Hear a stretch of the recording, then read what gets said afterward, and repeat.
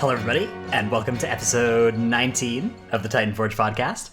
My name is Dratnus. Joining me this week is my friend Trell. Hello. And my other friend, Tettles. Yo, what's up, guys? Welcome back. Welcome back to both of you as well. I missed you guys. It's been a long week since our last Titanforge podcast.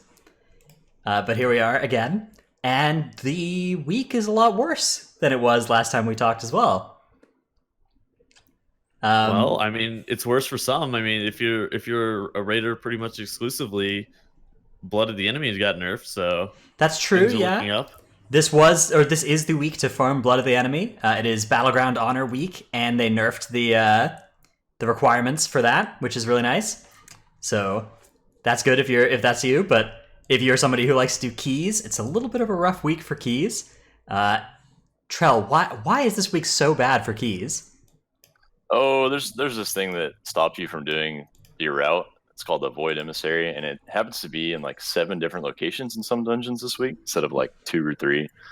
And actually, you can play around most of the Void Emissaries and clean them down with a pack or LOS them, but some make it so difficult that some dungeons you can't really do at the highest level this week. You probably have to do 2 or 3 levels lower than, say, a good week.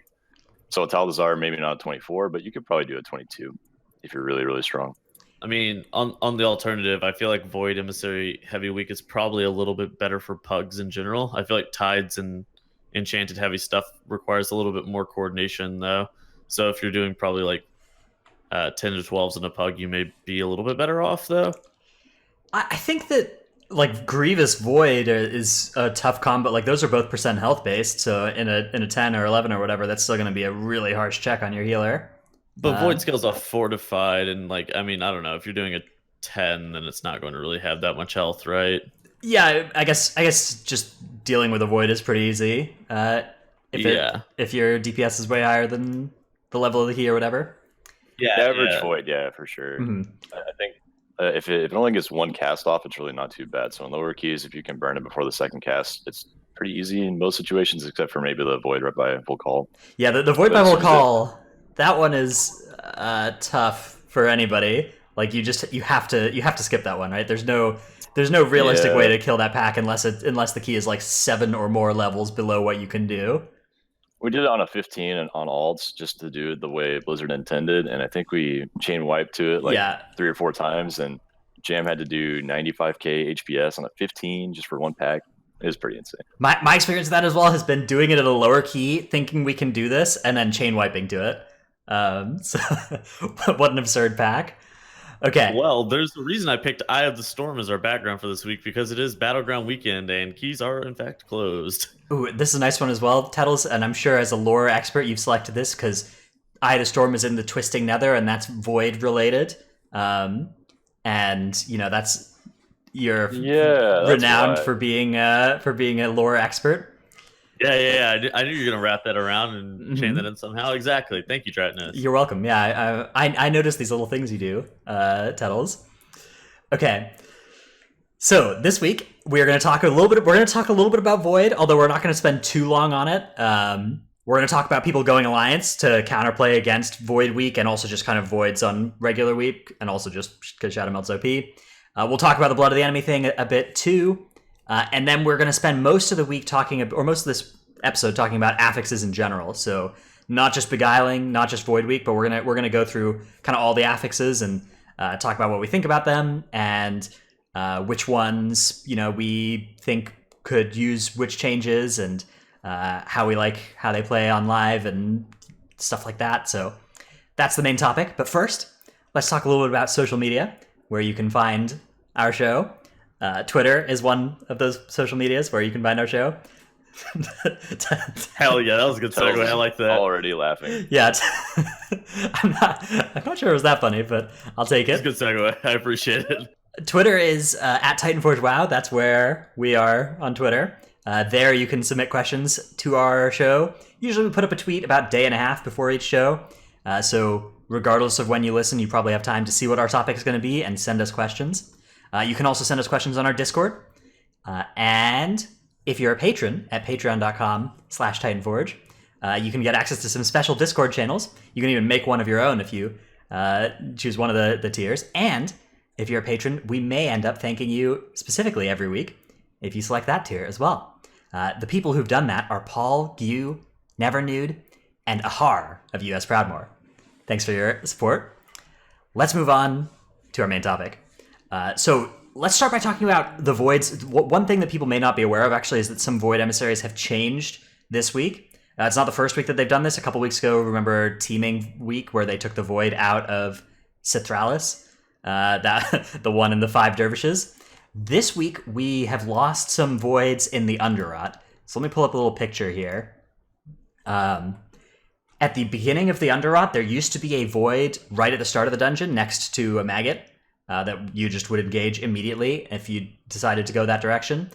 And that void has been completely removed. There also used to be 2 voids, one on each bridge path, going down at the start of the Undercrot. One of those has been removed. Now the joy of this is that one of those voids has been removed at random. So there's 2 elements of RNG now in Undercrot. It used to be that it just kind of was left or right that was the good side to go down that didn't have double matron next to the mask, and that was not really RNG, right? Because it was just left or right. That's just a cosmetic difference. But now it's actually random. You can get 2 different configurations that dramatically change how the dungeon works. So you may have to deal with a void blocking the good side, or you may not have a void blocking the good side. And if the void isn't blocking the good side, you just pull an extra worm later instead, and that's a lot easier. So I'd say that ends up costing you maybe an extra pull over the dungeon, because it's kind of hard to pull stuff onto this void. So that's kind of like a 1 minute difference. I don't know how long you guys have found that to be, but it's fun to have some RNG added into this dungeon rather than taken away. Yeah, I mean, do we want to talk about how the double matron mask pack is just like completely not doable by itself, or do we just want to skip over that and just pretend like that's not a thing too? Yeah, it's kind of one of those like dungeons have these sort of joke pulls that you can just see them there, and you kind of look at the MDT and you're like, oh, okay, I understand. I'm not supposed to pull that, and that's what the double matron mask is for sure. Yeah, just double enrage the mask and instantly die to harrowing despair as you can't kick the cast quick enough. Yeah, you have to pre-kick. You just have to yeah. You just guess it's coming and just hit your kick button and hope. Or evade. I think evade can do that kick. That's probably the person I know who is most likely to actually land that kick. Yeah. Maybe. The thing is, like, also the voids here are in such hard spots. Like the top of the bridge is a spot where the matron patrol actually runs into that void. Mm-hmm. And so if you don't have a distract or a ring of peace or something to delay the patrol on getting there, it's gonna pull with the void, and it's really hard to survive both things at once. There's not even a spot to LOS the void at the top of the stairs. So not only is it a 1 minute delay on your dungeon, it's also really dangerous, and you're probably gonna lose some people in the pull if the matron gets in. You likely need to just wait. Like there are times where you'll need to just wait for the patrol to move a little bit if you don't have that distract. Most groups do have 1 distract at least, though. Really low DPS in chat points out that you can do it with a warlock. I assume they mean you can like warlock gate past this void onto the bridge. That's pretty cool. I didn't know you could do that. Yeah, I bet you could do that. Yeah, so that's awesome. I do like seeing extra gateway spots added to dungeons. Oh, the mask guy? Okay. Unlucky. Maybe you could actually skip these with warlocks, though. I think it's possible. Now that I think about it, right? Like that sounds like a freehold gateway that we do on bridges. Maybe if you could like clear out the ticks and then try from that right side. Yeah. But maybe not. I have no idea how the wall and the terrain ends up working out with that. Mm-hmm.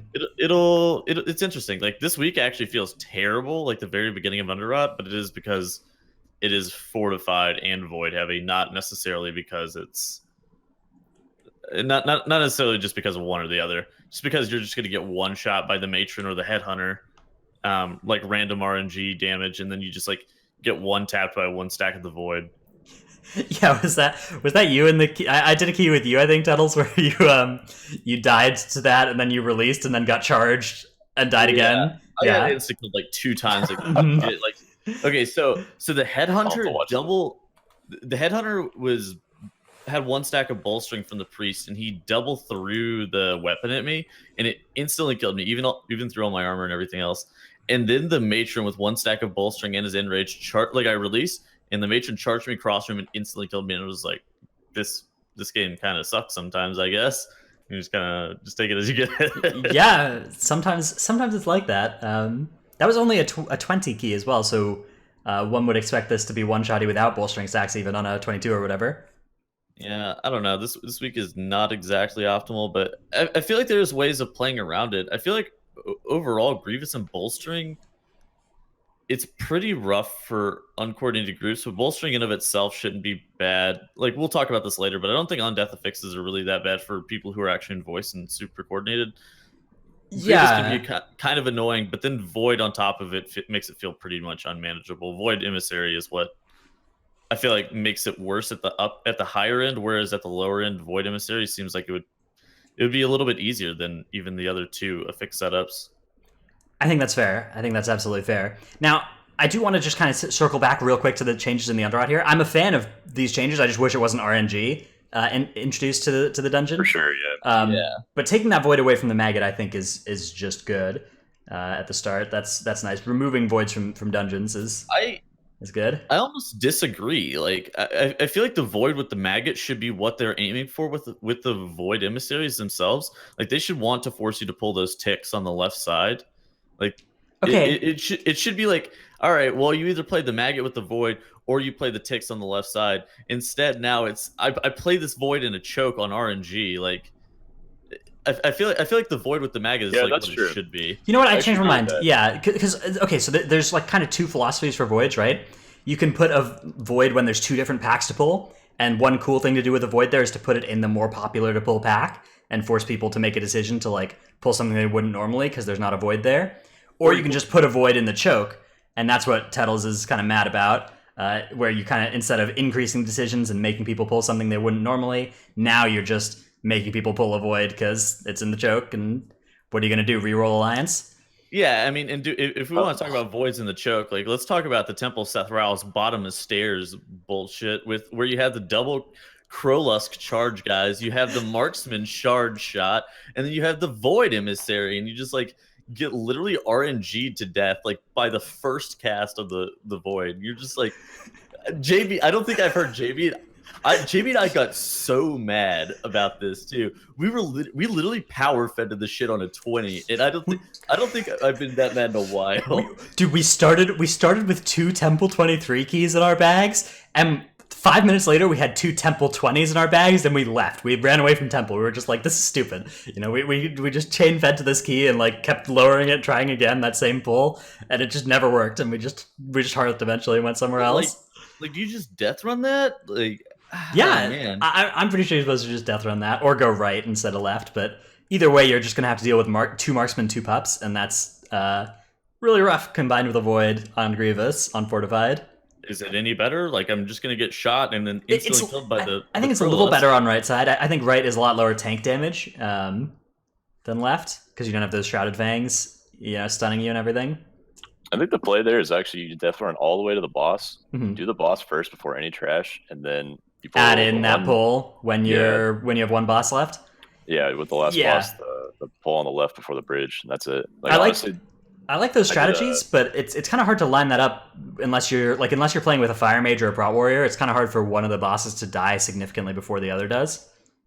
You still get a little time even as on a brewmaster. I still don't think it should be like that. Like, regardless of whether or not it's playable, like that strategy in of itself is absolutely insane for like the common player too. Which is what you have to think of whenever you're implementing these kind of things. Like Temple of Sethraliss without a rogue is already 135% count or some shit, right? Yeah, I was about to say I did a Temple 13 on my like 3 in the morning the other day when I was supposed to be asleep, but I wasn't. That's besides the point.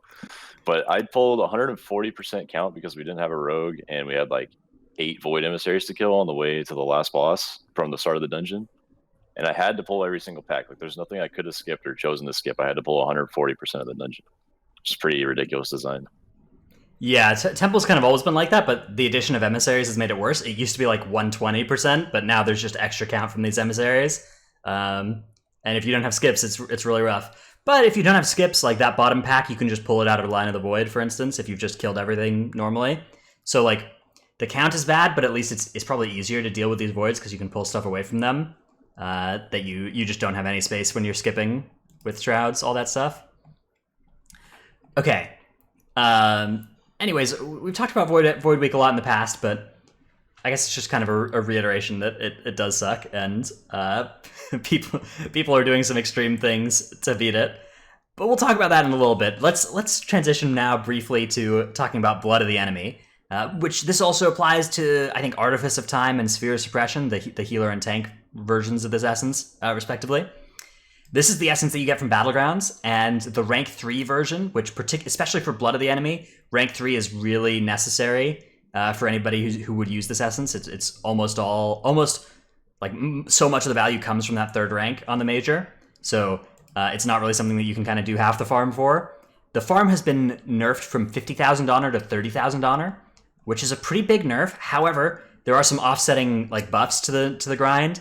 Some of the quests, like there were weekly epic battleground quests that would count for 1,500 or 1,000 honor, and those no longer count towards this achievement. And mercenary mode benefits also don't count towards this achievement anymore. So it's still, I think, a little bit of a longer grind than if you'd done it over the first couple weeks and had done those epic BG quests and done it all in mercenary mode. But 30,000 is a lot more manageable than 50,000. I personally finally did this grind from 0 to 30,000 over the past week. And it took me about 25 or 30 hours of Battlegrounds. And I wasn't I wasn't stacked in a group either. I could have done it faster if I'd been playing like with a group of skilled PvPers. But one problem, like a couple times I did 5 stacks with friends and we actually lost like almost all those games because it matches you up against enemy pre-mades. Yeah. And so like I think the game is actually a lot harder if you're trying to like not coordinate and just do it, without thinking. And then you queue up with some friends, and actually I think it makes it harder because you're likely to play against better people that way. So I think solo queuing is the way if you're not gonna like hard game it with friends that are trying really hard. How much quicker does BG Weekend make it compared to BG Weekend is 50% bonus honor in the BGs.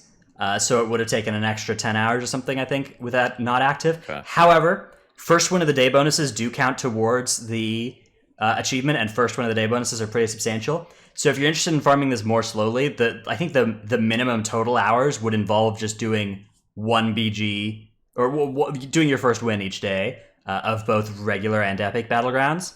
I think that would be the fastest way in terms of like time invested, but you would have to do it over the course of a couple weeks.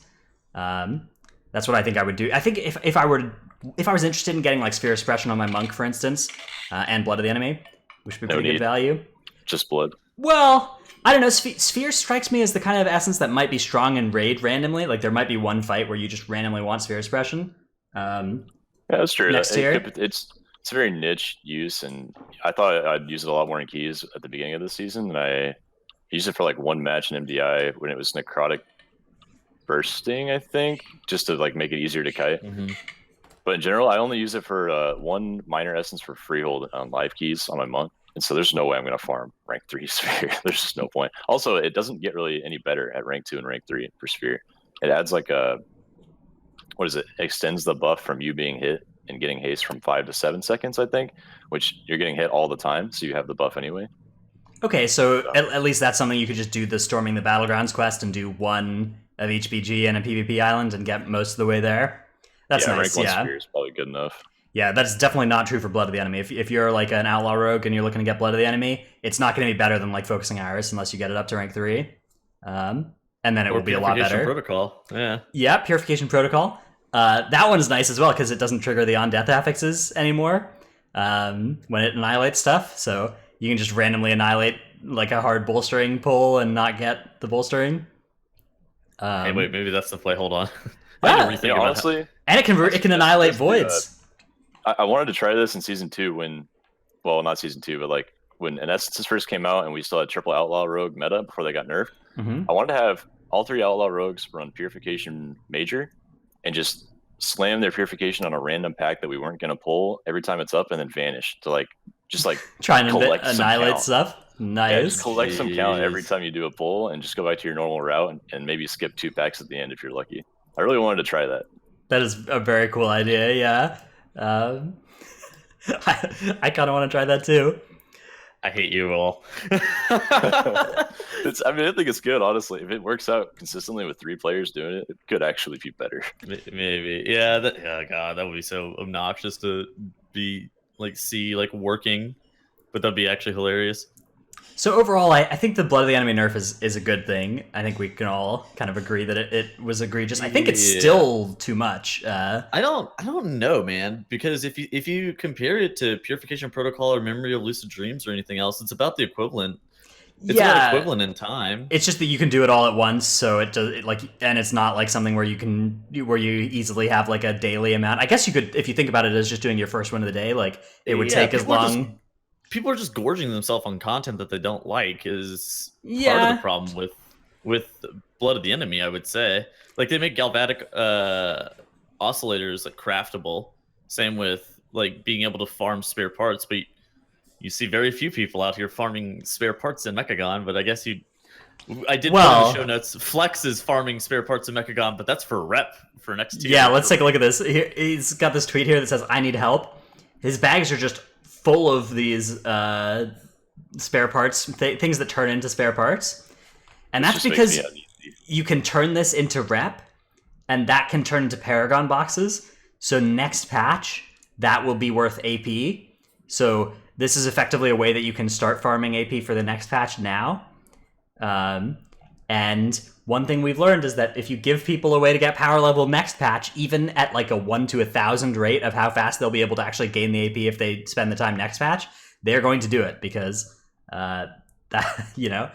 this is a way to meaningfully make progress towards the next world first race now. And Flex is going to try and do that. So yeah, well, Flex is known for doing some bullshit like this every single tier. Yep. There's a couple goblins in both like Method and Limit that do this kind of stuff. THD, I'm sure will have fucking infinite amounts of resources as well. Yeah, I think that guy has like 7 characters now at neck level 70 or something. I just got neck level 70 on my main yesterday. What? He has 7? I think I'm 68 on my main. Yeah, I'm not sure. Tells I think that's true. You know what? I'm not sure. That's insane. But that man spends time in islands like just kind of unironically these days. Like I think he just enjoys them now. Did you know that after the world first kill of Queen Ishara, that all the other guys went out and went drinking and stuff like that, and THD stayed to farm islands? Yeah. So, yeah, maybe he is just an enigma.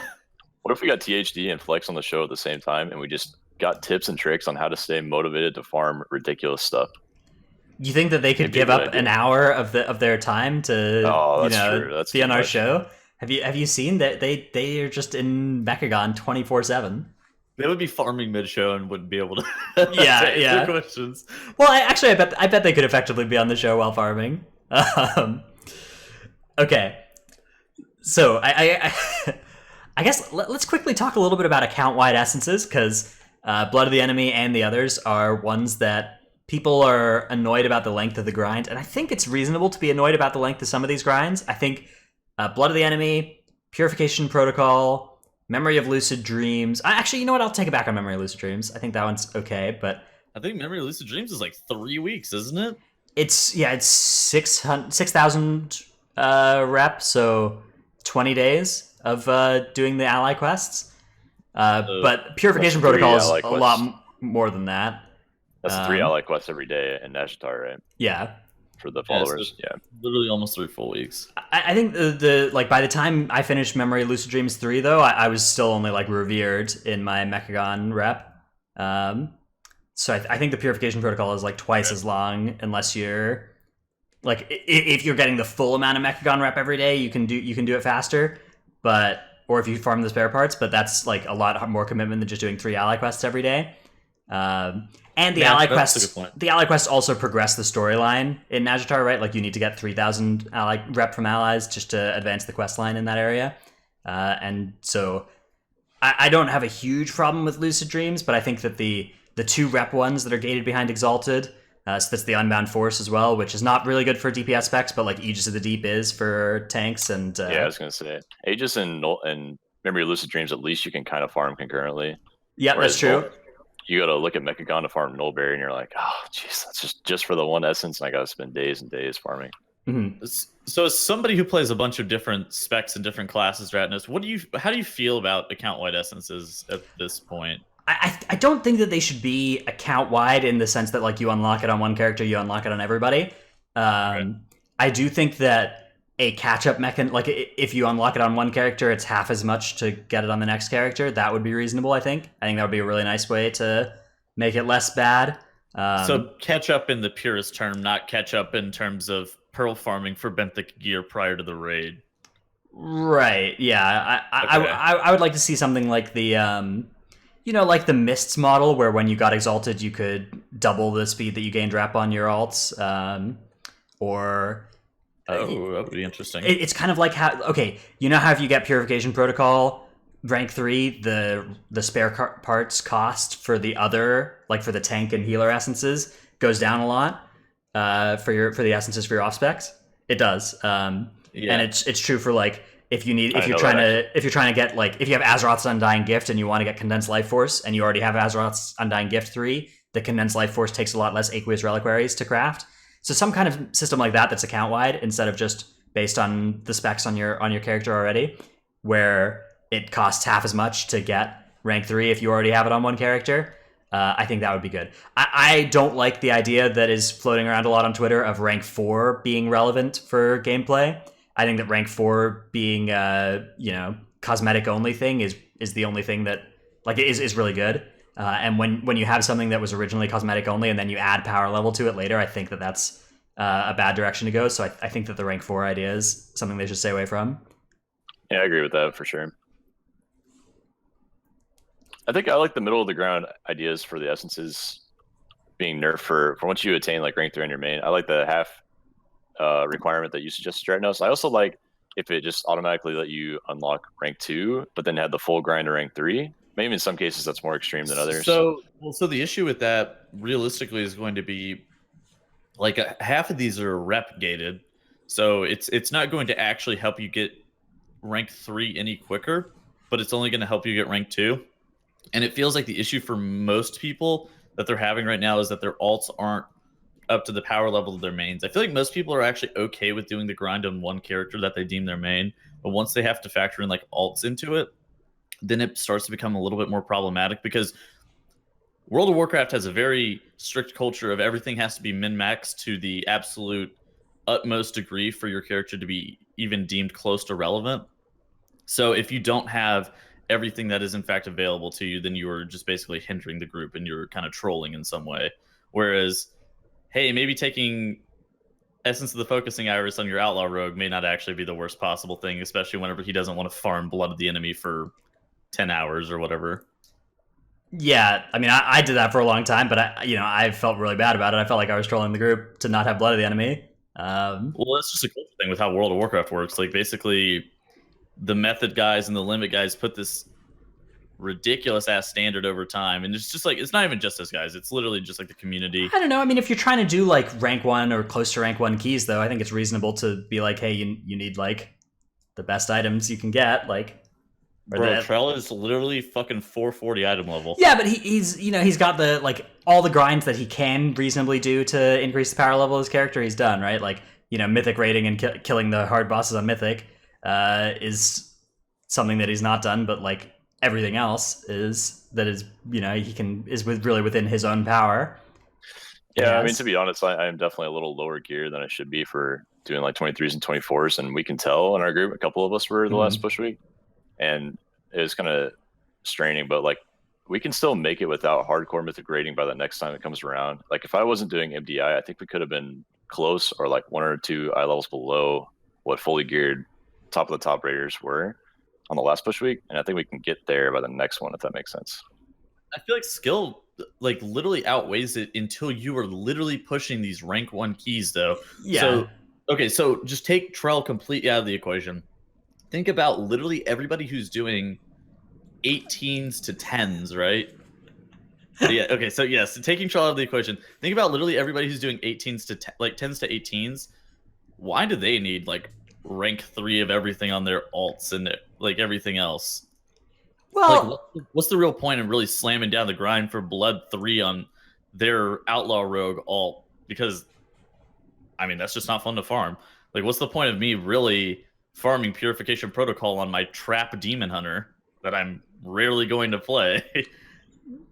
Yeah, that's fair. I mean, I don't know, having the powerful stuff, having the cool thing from the patch, and feeling powerful and not feeling like there's like every time you open and log into your character feeling like there's some big power that you're missing. Like, I think that's worthwhile. I think that Blizzard should make that more, especially like, I don't know, it feels like they kind of flip-flop on how hard alts are to maintain, like just kind of randomly between patches. So like in 8.1 it was pretty easy to maintain alts, right? Like you just had your alt and you got some Azerite by doing weekly keys and you were good. Neck level. So now you just have like 5 characters that you like and you play on and they're fun and they feel almost as good as your main. And then this patch rolls around and now Blizzard's like, okay, it's a hard patch for alts, please pay me these 50 hours so that your alts will be viable.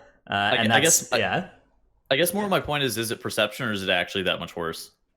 I don't think it would be actually that much worse. Like, I don't think you'd be that much lower power level on your alts, a couple percent. But I think it's reasonable that people feel bad about being worse on their alts, given that it keeps changing how hard alts are to maintain. So I think consistency there would be a really good thing, like not kind of changing how hard it is to keep alts up, or if anything, making it easier over the course of the expansion rather than harder. Yeah.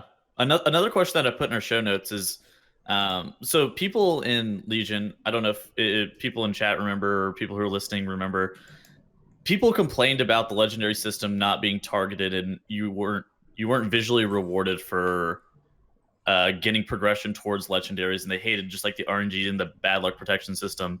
Obviously, once the currency was introduced, it was a little bit different, but people complained about not being able to see like their visual progression on it. But now that we do see the visual progression on what is effectively legendaries, people are still complaining about having to actually do the grind. So like, do people really want their progression to be visible, or is it more or less like they don't want to do BGs or they don't want to farm Mechagon for it? They would rather just do Mythic Plus and raid for it.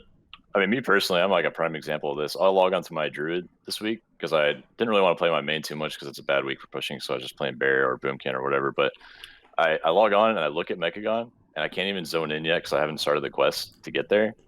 And I can't do it. I can't start the grind. There's so much to grind. Essences, Benthic gear for raid, Azerite pieces from Mythic raid if possible. You got neck level. That's easier now with the catch mechanic there at least. But everything else combined is just so much. And I was thinking back to Legion, where if I were to log on my Bear at the same moment in Legion, I could have just queued up for a random heroic and started farming for legendaries. Like any given content would have been fine that I wanted to do. And the fact is, I just don't want to grind certain zones or reputation or quest lines. Honestly, I want to just do content. Yeah, I should say dungeon content. I'm not sure it's the visibility that people are reacting to negatively about the essences. I think it is that, like, okay, this essence that is really good for me is behind BGs or is behind rep. And in Legion, you could just do Mythic Plus and get all your legendaries eventually by doing that, right? Like, you were making progress towards your BIS by doing anything, but now you only make progress towards your BIS essences by doing the specific thing that grinds for those. So I think the visibility is not the problem. I think it's the, like, having to do content you don't want to do to get the items. Yeah. I mean, that's obviously a very fair point. But I think you have a good point too, that like this is kind of the fix. Like that's if you were looking to design a visible way to get at legendaries, this is it, right? This is like, okay, here's like a legendary length of quest to do to get this item. Like they're kind of like just a bunch of long legendary quest lines or whatever. That it doesn't feel as special or anything, but Legion legendaries didn't feel that special either, like compared to the old legendaries as well. So I think it's pretty close to those. Yeah, I mean they do feel similar to what legendaries were. All right, let's move on to our next topic, which is people going alliance. So Dr. J, Zmock, Now, Shelley, these people are all going alliance over on EU. So here I have, if we go over to Raider.io, we can see the best runs of this week. And if you look at this little symbol here, almost all of these top runs are alliance runs. There is one heroic group here in these top 8 runs that has completed, that's keeping up on Horde side. Holding the Horde standard. That now falls to you and me, actually, Tettles. You and I are the Wait, we're in that group? yeah. This is our Told to War 22. The only horde run in the top 8 here. So we're like the horde standard bearers from that cinematic that you love so much, the lore cinematic that just came out in 8.2.5. Check out that Talazar 23 on Void Week, man. That's just only possible with Shadowmeld. Yeah, so this is this is Now's group here with Zamok, but a lot of EU people, Dr. J as well. Like these people are all going Alliance now. That kind of the whole community of really high end EU keyers is moving over to Ally, and you can see if you scroll down here, like most of the top runs this week are these Alliance groups. Even if you go into the second page, like it's Alliance pretty much all the way down. All right. So you want to know something funny? Sure. They actually plan on going Alliance every single week, and Dr. J has a donation goal on his stream that people fill up for him every week so that he can afford to transfer back and forth. I saw that this morning. It's such a good idea, but it's so limited to streamers. I just feel bad reading it. Like he's gonna have to transfer back on Tuesday or Wednesday for EU to raid with his guild. And then on Thursday when it comes around, or whenever they're done raiding, he goes back to Alliance, pays them money, and does. Dude, I would honestly be down to do that for like a push week. I don't know about every week. Every week seems a bit much for me. I would 100% be down to do that for a push week if I had a consistent group to play with over the whole entire week, and I would not even. I would too, honestly. Yeah, I think that there are murmurings about doing this on North American Horde, like the next Skittish, or sorry, next bursting volcanic fortified enchanted week. Okay, so not the sanguine Grievous fort arcane week that's coming up like the week before BlizzCon. Maybe I haven't heard as much about that one. That week is less good. That one is in 2 weeks, but yeah, it is less good. However, it is closer. So yeah, I mean maybe every fucking push week just YOLO it and just like ship all of the 20 to 25ish players that do top end keys on NA. Just ship them all Horde or ship them all Alliance. I just feel it's just so pay to win. Like I really wish it wasn't a possible thing.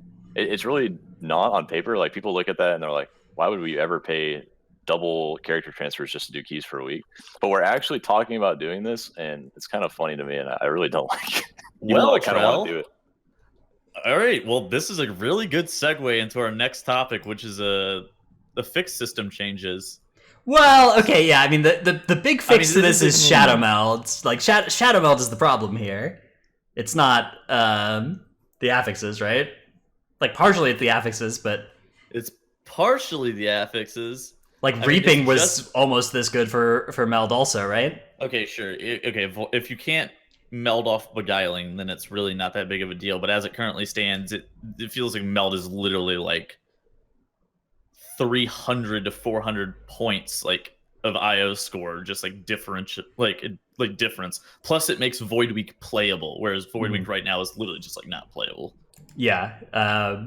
So I think it's insane for bolstering. As long as bolstering is the Affix, it's still going to be just absolutely incredible. You can just meld in this. Oh, sure, of course. Like it's always going to be good for some stuff, but Arcane Torrent is good in some situations too, like the Watery Dome or the King's Rest Voidlings. Like there's always going to be some things that racials are good for. Dwarf racial is always good for some stuff too. Like right, those racials are good, but sure. Shadowmeld is orders of magnitude better than those.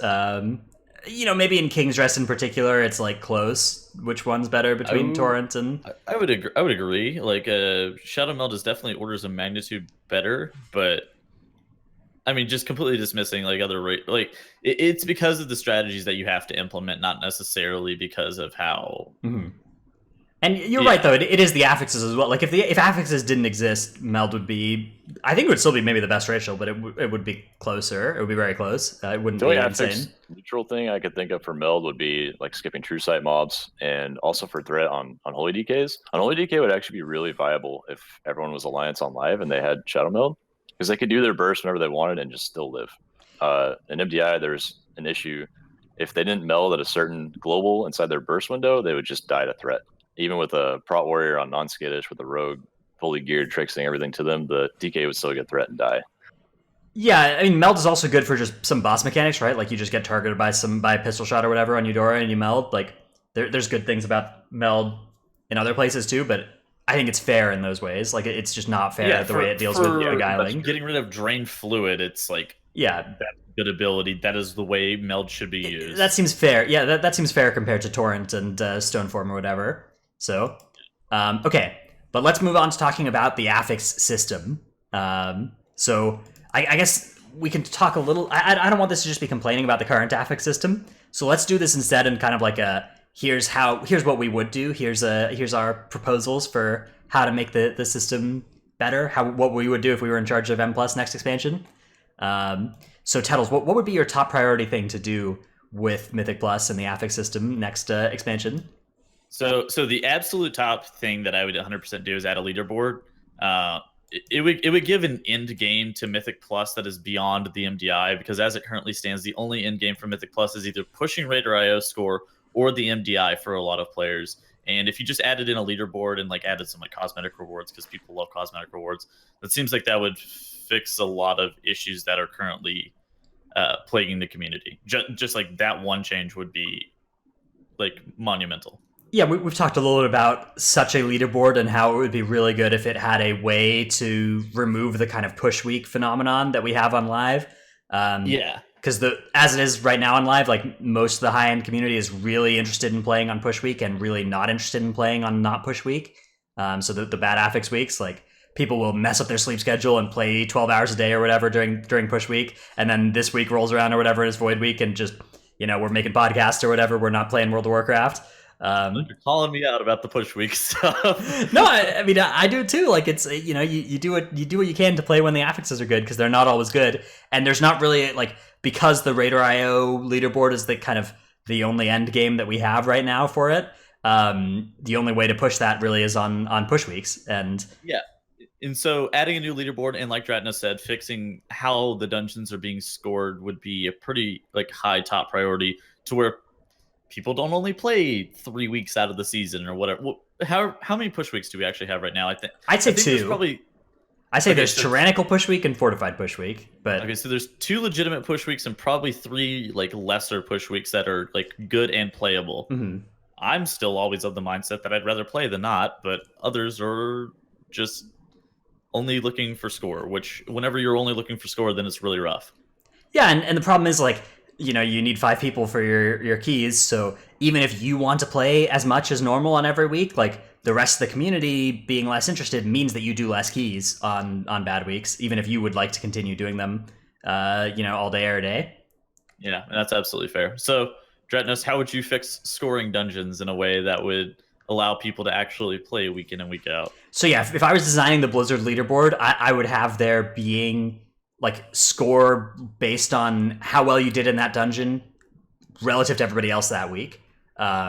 So you could, if you wanted to do it a Blizzardy kind of way, you could do it somewhat like the Mist challenge mode, where you would get like a title for having the best run on a server for each dungeon, some kind of reward for having the best run of a dungeon on your server each week. Would be pretty cool. Basically the priority for the leaderboard is that it like, because weeks are going to be different in difficulty, you want to make sure that people are incentivized to play as high as they can each week.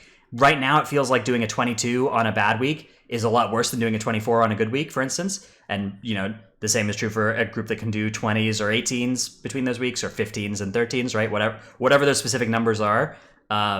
It feels a lot worse to be doing the dungeon 2 levels lower on a bad week. But if you design the system so that you're not competing against every week's runs, you're only competing against other runs from that week, you instead will have people interested in doing as well as they can on each given week. However, there are a lot of different ideas. We've had some discussion in our Discord to make that exact system work. Some kind of like percentile system where you get scored based on, all the runs from that week get put on a list next to each other based on which keystone level they were done and then how fast they were done within that keystone level, and you get a percentile ranking based on where your run falls in that list, and your best percentile ranking for each dungeon, regardless of which week it was done on, is your score for that dungeon. That kind of idea. So like a top score would be an 100 for each dungeon.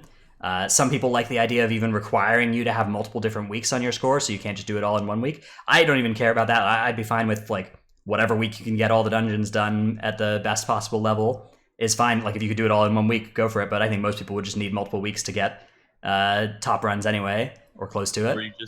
Or you're just a high-end mythic raider, Dratnos, and you get all of your gear, and then you ram through all of the dungeons the second week whenever you are monumentally overgeared. And well, okay, if you're a high-end mythic raider who gets all the mythic gear in the first week, aren't you going to be busy with raid and like stuff those weeks? Aren't you going to be grinding lower level keys to be getting gear instead of actually trying to push that week? That's why I think it should be an average of like your top 3 weeks, like regardless of Affix, your top 3. I think weeks. that if you are worried about people having gear and overgearing in the first couple weeks, you can just make the leaderboards not start for the first month of the raid being out. Just have it be like a preseason or whatever. Yeah, you can do that too. Yeah, it's another way. I like the idea either way though of having something to work toward every week instead of waiting for the one push week. At the beginning of the expansion, there was the race for server first 15 key. Yeah, that was so fun. That was so fun. Super fun, and I wish that was a thing every other week, or at least more often than once every 2 years when an expansion drops. Mm-hmm. Even something as small as like making there be seasonal Realm First 15 achievements or seasonal Realm First 20 or whatever number makes it a fun race. Like doing that every patch would just be that would be a lot. That would go a long way towards having like a fun event. Trying to get those and if those had a title and stuff. But yeah, I think a big thing would be to add titles, transmog, mounts, all these to a reward system, make it kind of comparable to at least PvP in terms of how much rewards these have. I think it's interesting like how much they've taken away from like server identity of players. Like they used to have like specific battlegrounds for PvP.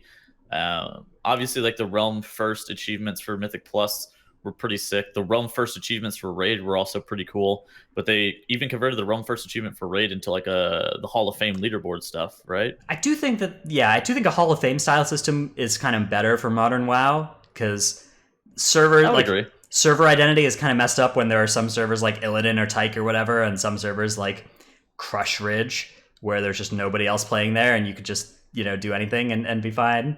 Shout out to Undead TV. Formerly Shout of out Crush two Ridge. dads of Crush Ridge, yeah. So I think that some kind of Hall of Fame model instead of a Realm First model is totally fine for anything that you would want a Realm First for. Okay, so we talked a little bit about the kind of the back end system that I think would go well with a new Affix system, but let's talk a little bit about the Affixes in particular. Right now, there are kind of some Affixes on this calendar that are just way more of an Affix than other ones. I would say that the worst ones are Void Week. If you count Beguiling Void as like a separate affix than the other Beguiling Weeks, I think that's like probably the single worst one on the calendar, unless you're an Alliance person, in which case King's Honor friend. Grievous. Grievous is one that puts a pretty serious cap on keys. All right. So we got Void. I think we got Tyrannical right below that. Yep. Quaking. I'd put Quaking pretty high up actually on the like awful affixes. Okay, so then Quaking below Tyrannical, right? Mm-hmm. And then maybe like probably what it is. Then maybe like Grievous. Yeah,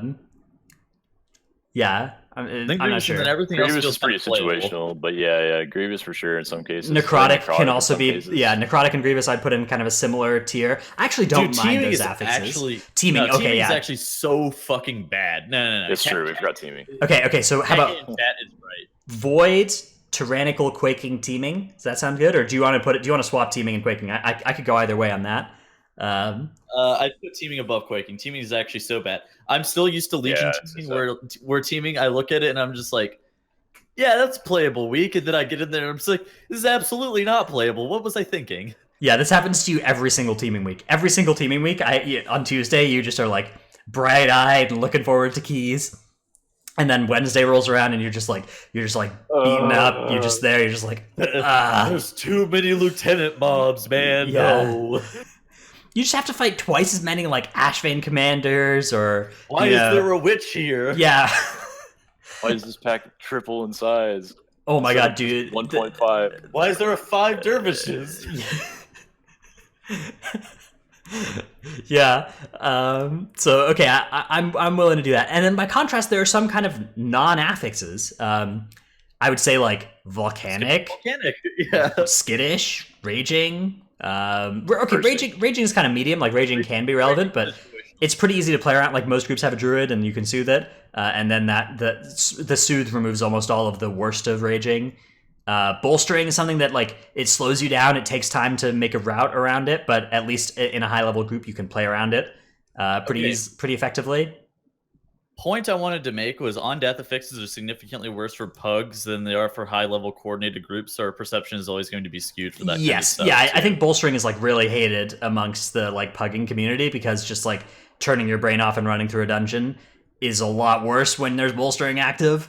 You can't chain pull, you can't like accidentally get in combat with stuff halfway through a pull and be fine. Same with bursting and sanguine, man. Like roll that bursting stack or I think sanguine is pretty similar to whoa, Trell. Okay. What's going on with the All right, well, that just happened. Oh, welcome back.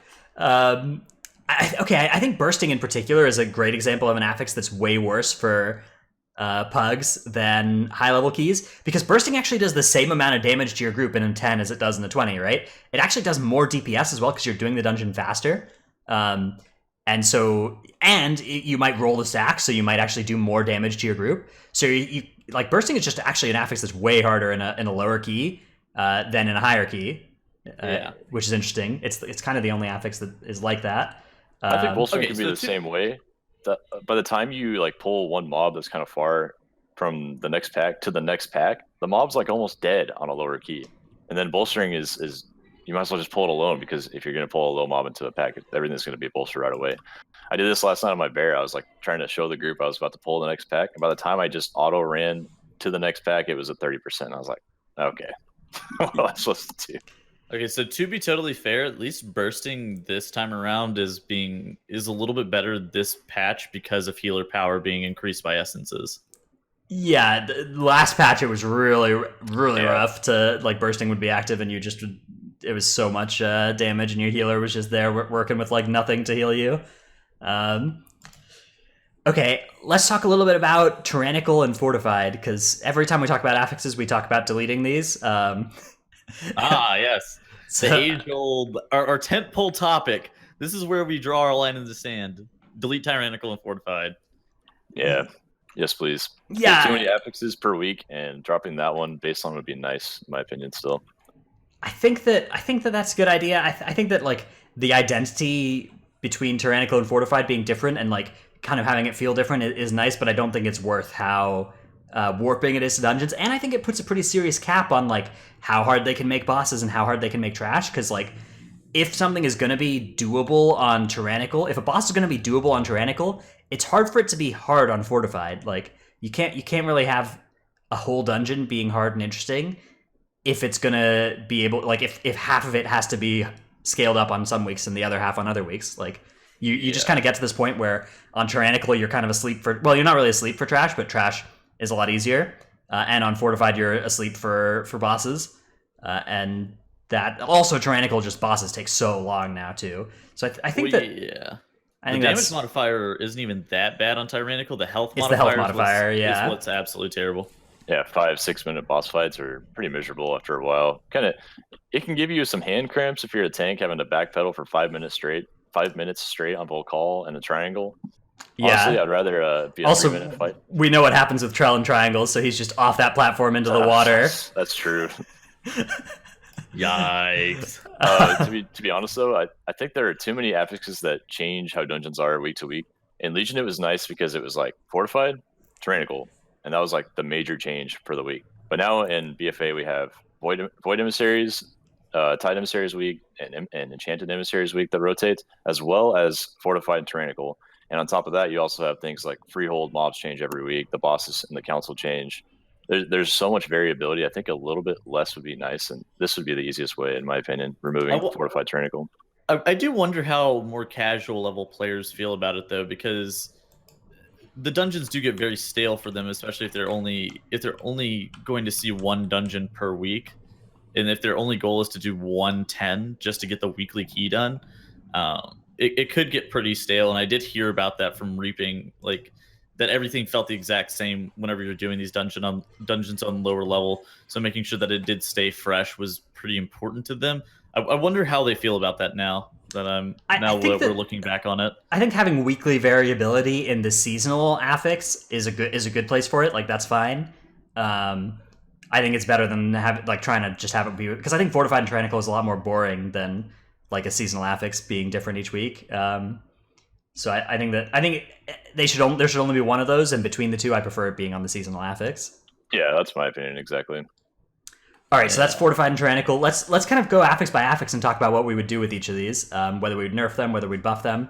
Let's start by talking about bolstering, because that is active this week. That's one of the level 4 affixes. I think that bolstering is in a pretty good place right now. I do think it's a little bit punishing when it goes bad. So I think that putting a time, like having the debuff have a timer on it, would be a pretty fair way. Like just 20 seconds on bolstering, and then it falls off, and it refreshes anytime the thing gets bolstered. I think that would go a long way to making this affix good.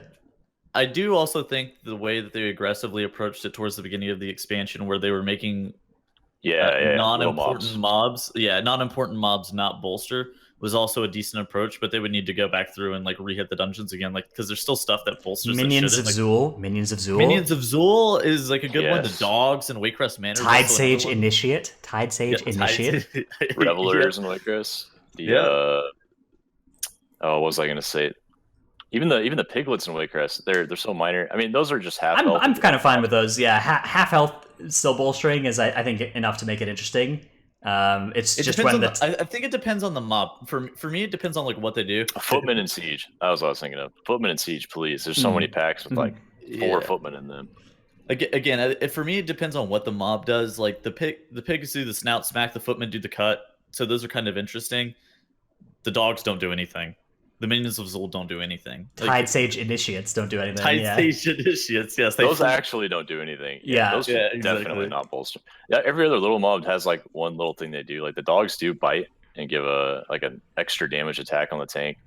The Revelers and Wakecrest, I don't even know if the Revelers do anything actually. They revel, Trell. Yeah. They're rowdy. But I think any mob that's like less than half health of the mobs around it should be considered to not bolster. I think they should still burst. I just don't think they should bolster. Interesting. Okay, yeah. So treating the on-death affixes differently. I think that's reasonable actually, because I think bolstering is more impactful than bursting and sanguine. Okay. I don't know. Yeah, I think I agree though. The time on the expiration would also be a decent choice as well. Yeah, I could see either way. Let's talk a little bit about raging, because raging is dispellable. Do you guys think that raging should be dispellable? Okay, so I got this one. No, raging should not be dispellable. The mob should be balanced. There's no reason that Shadow of Zool should like one-shot your tank if he's enraged. There's no reason that the mech jockey is going to instantly kill your melee with a grease gun if he's enraged. I feel like raging shouldn't increase their damage. It should probably just increase their cast speed on something. Like that would be an interesting if it was spell haste. Like, can you imagine that instead? Yeah, I think. Well, I mean, Shadow Zool would still murder your tank if it had spell haste, right? Okay. You need to nerf Shadow of Zool. That is a completely separate issue. Yeah, I think that raging should not be dispellable either. I don't think that it should just be like, okay, this week you need a druid or hunter, or else your group comp is invalid. So I think this is a problem that I have with a lot of these affixes, is that a lot of the affixes say that you need specific classes, and usually the specific classes it needs is a Resto Druid or a rogue, an outlaw rogue, or monk. There are just randomly affixes that already the best specs for M+ are the best specs against those affixes. I'm thinking like Grievous for Resto Druid, for instance, or Explosive for Outlaw Rogue, like randomly Outlaw is just the spec that has the easiest time with Explosive, and so it's just these affixes that are already, or these specs that are already good are just the best ways to deal with these affixes too. So I think whenever they're dungeon testing all of these affixes, they're playing. I feel like they have to be playing these specs, right? Like I think they're just doing it on 10s. They're doing these dungeons on 10s, and they're not really they don't really care if it makes it 20% faster or slower because it's still within the timer. All right, bro, how the fuck are they gonna kill Explosive on a 10?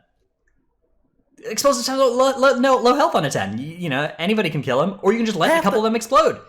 Okay, maybe that's the solution. On a 10, if you have a Warlock, an Ellie Shaman, and I don't know, let's say the tank can can kill him. On a 10, honestly. Oh yeah, no, you're right. A tank can kill them on like a Tank 10. and one melee could call the orbs for sure. Mhm. like a red pally or And something. But, the you problem know, is, like, one frost when shock they- probably from an Ellie Shaman does it, so it's not bad. Like the problem with Ellie Shaman killing explosives is that it's 3 frost shocks and a high key unless you crit one of them. Yeah, then it's just not worth. You don't do any damage. yeah, That- shit. When they test on a 10, though, like say Shadow Azul, what we were talking about before, when it enrages, it just goes from hitting the tank for like 10% of their HP to 20% of their HP. Yeah, so now- it doesn't even look that bad. Now the tank needs to use defensives or whatever when it's enraged, but on live regularly you just need to use defensives all the time, and then raging comes around, and if your defensive is not divine shield, you are dead. Correct. Yes. Okay, I think a lot of these issues would be solved if they tested on like 18s or higher than the current meta achievement is for 15. So if they just did that plus a few levels, they'd probably get better results in their QA.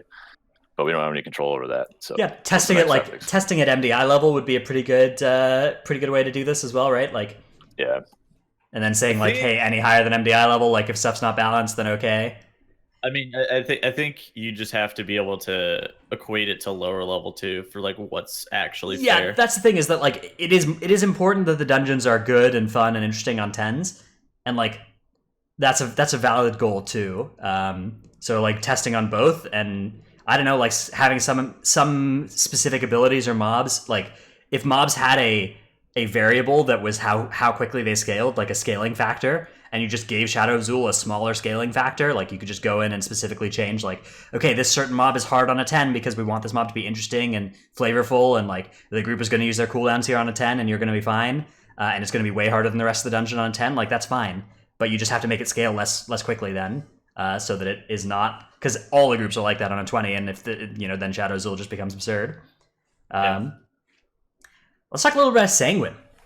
I like Sanguine the way it is now. I think that it's good. I think that they could slightly nerf how quickly it applies. Like just give us like an extra second before it starts taking effect, and we'd be good, because it does feel pretty bad sometimes. But outside of that, I think that Sanguine being like in the state it is now is probably a really good place for the Affix. So yeah, the arm time on Sanguine, especially if you're playing with something like with an Assassination Rogue or a Frost Mage that are just like keeping the mobs perma-slowed, is pretty rough if you don't have a knockback. But I think that would be the only thing I would actually even touch on it, if anything. it's a very low priority fix though. Yeah, like Sanguine, I think. Like if we're gonna leave some affixes unchanged, Sanguine can be one of them. That's fine by me. Yeah. Okay. So let's give these the thumbs up or the thumbs down real quick. Bolstering, thumbs up or thumbs down. Thumbs up. Thumbs up. Raging, thumbs up or thumbs down. Thumbs down, but like I don't really care that much about raging. Like it's not hugely impacting my life, but I think it's one of the ones that they should definitely that is more clear that they should change. Okay, so I think we're all unanimous on Sanguine thumbs up. yeah. Too. Yeah, Sanguine thumbs up for sure. Teeming, huge double thumbs down. I'm gonna use both my thumbs on this one. Yeah, for sure. Three thumbs down. Yeah, two thumbs down for teeming. Heck that Affix. Heck the RNG of teeming. Okay, like a Taldazar just randomly like, okay, good luck. See which these teeming enemies is spawn for you. That's cool. And then just like randomly these dungeons there's just absurd teeming pulls in them. 5 dervish, and then there's just these extra patrols that just get added in a bunch of dungeons. Double commander and siege, for instance. Like, why, man? Yeah. So yeah, teaming sucks.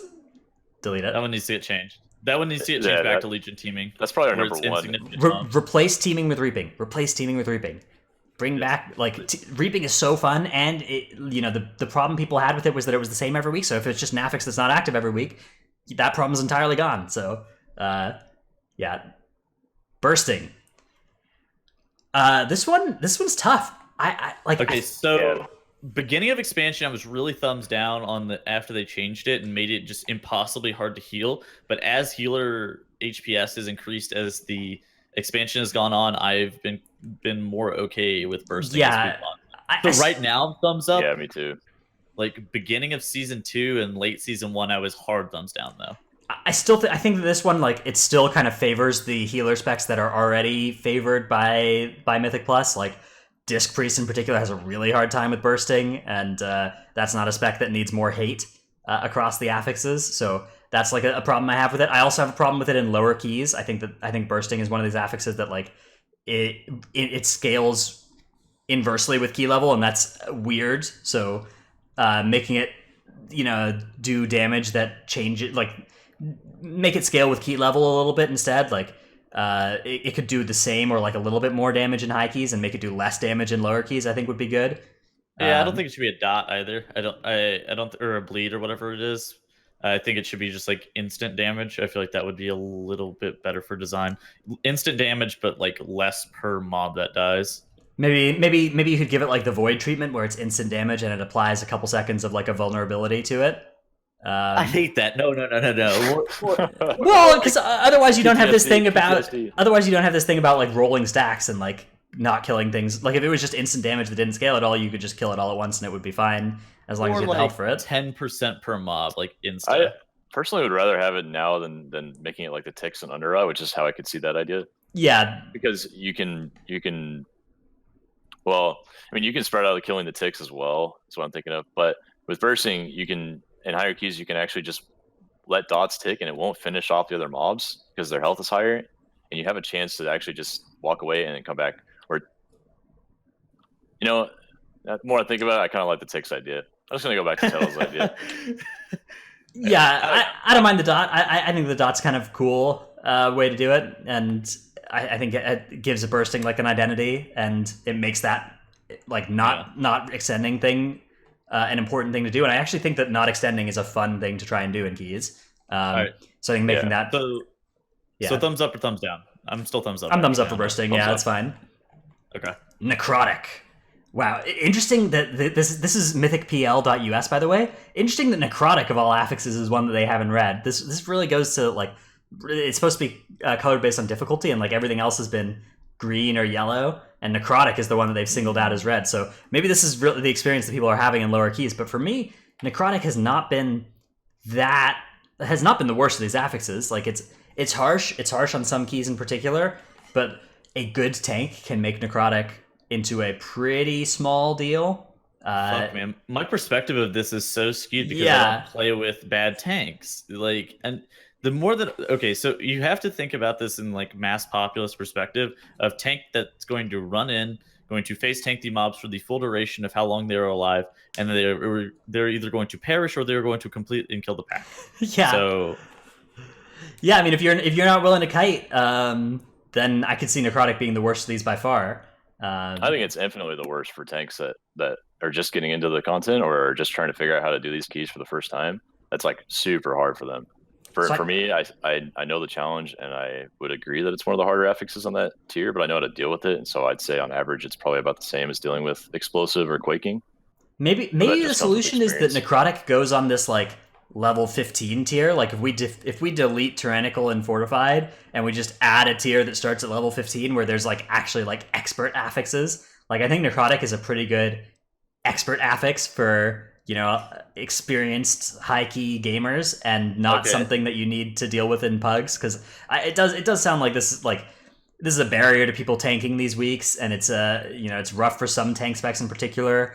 Thinking about like Necrotic bosses, example, if you're not a brewmaster, like that's just a hard challenge. Like, what are you supposed to do on some of those? You need a plan. Well, you also have Necrotic and Bursting. Like that is a legitimate week that you have to play on live. That affix combo is just cruel. I don't know how they like they're curating the affixes or whatever, and they looked and were like, okay, Necrotic Bursting, that's a good combo. Like, that's not fair, man. That sucks. You're just gonna die. There's no counterplay sometimes.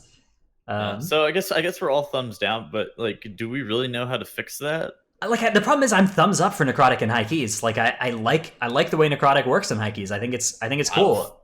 I don't fucking care either. I have trees, man. Like, I think Necrotic could be nerfed by 1 or 2 seconds on the duration, so you could give most tanks a slightly better chance to drop it in some situations. Because I don't think they're ever going to remove that the lieutenant mobs can't be slowed. Some of them can't even be Ring of Peace or Typhoon or knocked at all. And so you have to have a way to just get out of the pole extremely fast and then hopefully stay out of range of these mobs for 5 or 6 seconds. I think it's 8 seconds on Necrotic right now. So I think if it was 6, it'd be a lot easier for tanks. Okay, maybe that's the most reasonable thing. Hear me out. I've had an idea. Do you know these buffs and stuff that people have that refresh stacks but not duration? What if Necrotic was like that? Necrotic is just like a 15-second debuff or a 20-second debuff, and when you get hit, it adds a stack, but it doesn't increase the duration. So like you guarantee that you're going to drop Necrotic when the debuff falls off at the end Every of that. stack is unique. Okay, Yeah, so interesting. it's like you know, the Demon Hunter has an ability like has a Azurite trait like that or whatever, where it refreshes in stacks but not duration, or like how Mongoose Bite used to work in Legion, that sort of thing. Yeah, I can see that. Yeah, I think it'd probably make it a little too easy in some situations, but it would definitely be more sensical and tanks would know how to deal with it a lot easier off the bat, at least. Yeah, and you'd kind of have this ebb and flow of how tanking a pack would work, where it's like, okay, getting close to unhealable, I'm unhealable. All right, spam heals into me. Okay, I'm unhealable. You know, or now it's ramping up. Now I'm unhealable. It'll follow more of like a curve as opposed to like either I'm 100% healable or I'm 0% unhealable, where it feels like it currently stands right now. Yeah. But my only real problem with Necrotic is that they introduced so many anti-kite mechanics into BFA, but they still require tanks to kite in situations like Necrotic. Oh, yeah, that's a good point too. So, like, let's say all the Atal'Dazar pulls where there are mobs with 2 legs that have arms, they usually hit your party members if you're out of range as the tank. They have Shield Bash or Venom Fang Strike. I can't remember what it's called. Yes, anything with 2 legs in Atal'Dazar. Shield Bash, the Venom Strike, Fervent Strike, and also Rending Maul. Yeah, Rending Maul. Yeah. So anytime the tank's out of range, they'll target the nearest player instead, and probably one-shot them in higher keys unless they're ready for it and someone warns them about it. Like pop parry now, I'm kiting, I'm getting out. Everyone watch out. That kind of thing is very distasteful to me. I don't think they should require kiting and then also put in a mechanic that kills your friends if you kite. Okay, so where do you guys land on Necrotic? Thumbs up or thumbs down? Thumbs up for me, thumbs down for Pugs. Yeah, I'm gonna go thumbs down. Like it's thumbs up for me, and definitely like if I was a game designer, this would actually be a pretty high priority affix to fix. So yeah, I'm thumbs down. Yeah. But again, like I'm happy. This is a case where I'm happy with my experience. I know other people's is bad. Again, yeah, like I don't care. I run with myself all the time, so I have trees. So my tank is never in danger of dying on Necrotic. I'll just reset him whenever I feel like it. I'm telling you that the just make it so that it doesn't refresh duration when you get new stacks, and that's I think that solves Affix. So you know, Blizzard, nice. If you're listening, which I believe you are. You know that's the fix for this one. You're welcome. It's pretty decent. Actually. That one's on me. That one's free. Skittish, next affix, another affix that's free for us in high keys. This one I think is the easiest affix on the calendar. I don't know if that's fair. Down on this, though. Yeah, I mean it's stupid because like it just kind of requires you to have rogues in your group as well. Like rogues make this affix super free, and without rogues you actually do notice it quite a lot, but. And it's another affix that's like, hey, you need a good tank who's geared and like, you know, generating a lot of threat. And there are a lot of tanks that are going to have more trouble with that. But again, in high keys, this one is pretty much an empty row on the affix list. I don't think this one should be an affix. Is why I'm thumbs down on it in general. I just do not think that it should be in the game. Yeah, this one is too easy for us in high keys, so it's not an interesting affix. And I don't. Like, I think that anytime Skittish is actually working, there's a small band where Skittish is interesting and, like, you need to play a little differently. But if you miss that band and you're on one side of that band, it's just a free affix. And if you're on the other side of that band, you just can't do keys because your tank can't hold threat. And I think it's pretty bad. Yeah. So I'm off it. I think Skittish should be removed. I just don't think that if you're a tank doing your optimal damage rotation, you should ever lose threat. And Skittish being a thing that makes that happen, and even non-Skittish that can happen on certain polls or a certain comp in your group, I just don't think that should ever be possible, and it promotes bad gameplay and it makes things harder than they need to be. Yeah. Volcanic, another affix that is quite easy. There are a couple of specific boss fights where you will notice Volcanic. Last boss of Undercrot, for instance, when all those spores are active, you start spawning them. Last boss of Toldagor, you start getting Volcanic under you and you have to move a little bit, and that can be rough. Outside of that, though, Volcanic pretty not affix, pretty non-affix. I think this one's even true among the lower key community. Like, everybody likes Volcanic Week because it's so easy. I think a thumbs up on Volcanic, but I think they should probably make it spawn in melee a little bit more frequently. Yeah, I think that would be fair. I think that... I think I can agree with that. Yeah, make it so it actually matters in melee. But yeah, I mean, it's a cool affix. This one is easy again, so like finding ways to make this a little harder is reasonable too. But much like I don't care too much about them nerfing sanguine a little bit. I don't care about buffing volcanic a little bit either. I think that this is just it's in the range where it's good. Affix, thumbs up from me. Yeah, I'm in an okay save with that one too. Yeah, I think we're good. Explosive, I have more problems with than volcanic. With volcanic, it's okay when there's 50 mobs that you're getting a lot more volcanoes. It's not true with explosive. With explosive, when you're fighting just a bunch of enemies at once, not only are you dealing with more stuff from the pack, you're also dealing with more explosive at the same time as well. So you just kind of get this huge effect where you can't pull big anymore. And I think pulling big is an important part of keys. Also, just like randomly, explosives take AoE damage from a few specific abilities, and they have to fix those. Aquapotent Nautilus, trinket. yeah, it does damage to these. Orbs. So Bro, what? You could just randomly AoE these. Sometimes survival hunters were able to do it in season 1 as well. I remember. I had a one-trick survival hunter guildie in Uldir, and just that week he was just playing with like all the big keyers because survival was so good on explosive that week. Which is really awesome. Okay, so for me, I would change explosive to be like 2 hits from any damage source where pretty much any class could be able to deal with it, whether or not it's healer, tank, outlaw, rogue, any class could be able to deal with it. Like you could spam 2 instant cast dots on it. The issue right now is that as it currently stands is that you need 2 medium damage abilities. Yeah. But So I think there's 2 problems with explosive, right? The amount that it spawns going out of control as you pull a bunch of stuff, and also on the flip side of that, not being all that interesting on single target, because there's just one random explosive every 30 seconds. So that's one problem with explosive, and then you've highlighted the other problem, which is that some classes can kill explosives and some classes can't. I think that is in fact a bigger problem. Yeah, I think if every class could kill explosives and you gave them that kind of totem treatment where they just took 2 hits and died of any hit, that would be good. That for sure needs to make it in. And I think there should be a cap on how many orbs can spawn at a time. The RNG of it is insane.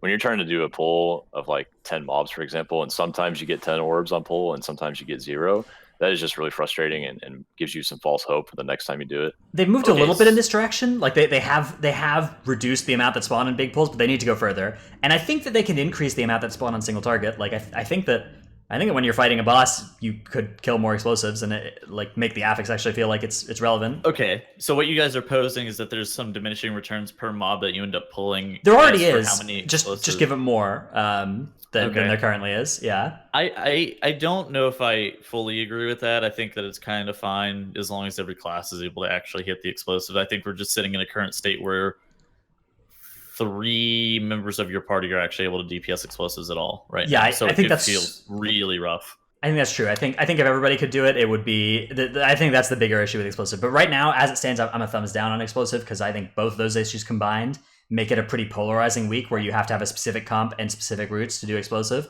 And I think some affixes like increase the amount of options and thinking you have to do in dungeons, and explosive kind of reduces that decision tree down. And it's just like, okay, we're pulling 1 pack at a time because it's explosive week, and we're bringing outlaw rogues because it's explosive week.